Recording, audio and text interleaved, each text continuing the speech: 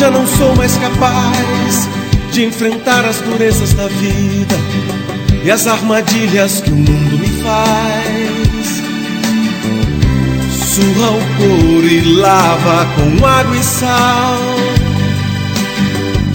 Esconde o bolo da partilha e tira a paz.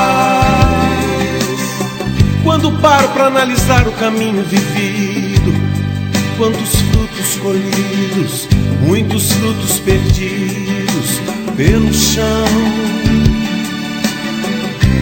Nesse campo imenso que é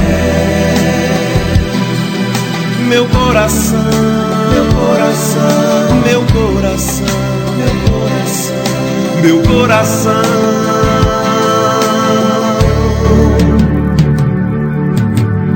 Reconheço a fraqueza que sou, que sozinho não posso falar.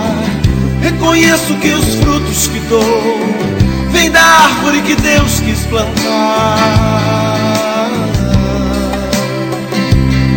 No quintal da minha casa,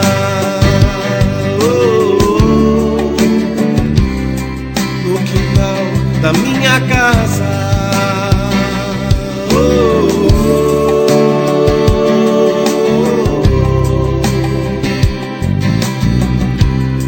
no quintal da minha casa.